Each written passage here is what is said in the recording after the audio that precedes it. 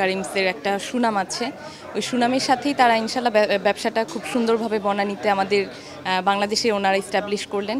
তো এটার জন্য অনেক সাধুবাদ কারিমসের হোল টিমকে। আর পাশাপাশি হলো ওয়ার্ল্ড ওয়াইড যেই একটা ইকোনমিক্যাল একটা ক্রাইসিস চলতেছে, একটার পর একটা যুদ্ধ, এর মাঝখানে আসলে আমরা স্বপ্ন দেখাটা ছাড়িনি। এর প্রমাণ হলো এই যে ফ্র্যাঞ্চাইজিগুলো আসতেছে, আমাদের দেশে আসতেছে। আর গভর্নমেন্টকে এই জন্য অনেক ধন্যবাদ যে আসলে শেখ হাসিনার গভর্নমেন্ট আমাদেরকে ব্যবসায়ী মহলকে এই সুযোগটা করে দিয়েছে যে এই ক্রাইসিসের মধ্যেও কিন্তু আমরা ফ্র্যাঞ্চাইজিগুলো নিয়ে এসে আমাদের দেশে খুব সুন্দরভাবে ব্যবসাগুলো ইস্টাবলিশ করে সমাজের একটা ডেভেলপমেন্টের যে কাজ বা অগ্রযাত্রাটা যে অব্যাহত রাখা যাচ্ছে, এটার জন্য আসলে ব্যবসায়ী প্লাস গভর্নমেন্ট দুইজনকে মানে দুইটা মহলকে অনেক সাধুবাদ।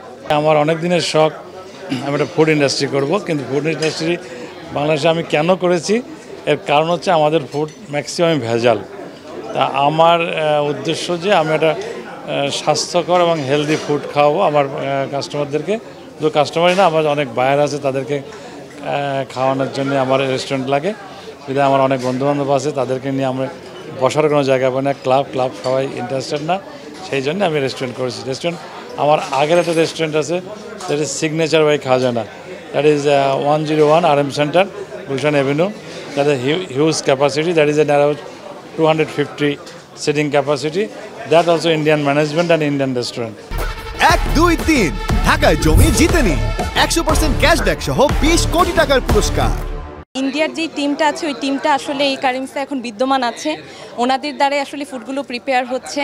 আর কিছু আমি যতটুকু জানি যে স্পেশাল ইনগ্রিডিয়েন্টসগুলো যেগুলো লাগে ওনারা ওই ইন্ডিয়া থেকে ইম্পোর্ট করে আনতেছে। তো ইটস প্রিটি মাচ সেম।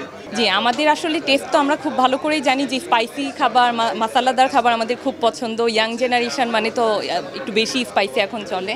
তো আমি মনে করি ইয়াং জেনারেশনের জন্য ইটস মানে not only young generation, family oriented যারা আছে তাদের জন্য মাচ বেটার অপশন। বাংলাদেশে আপনার বাংলায় প্রথম থেকেই আমাদের কারিমস করার খুব ইচ্ছে ছিল। তো বনানীতে আমাদের এটা সবচেয়ে প্রথম আউটলেট। আশা করি এরপর আমরা পরপর আউটলেট এখানেও করতে পারবো। তো রিগার্ডিং দ্য ফুড আমরা একদম অথেন্টিক মোগলাই আমরা ফুড এখানে সার্ভ করি। এই কাবাবস, আমাদের ভ্যারাইটিস অফ কাবাবস আছে রিগার্ডিং চিকেন, মাটন, ফিশ সব কিছু মিলিয়ে। এবং রিগার্ডিং দ্য বিরিয়ানি আমরা যেটা সার্ভ করি, আমাদের এখানে ভ্যারাইটিস অফ বিরিয়ানি পাওয়া যায়।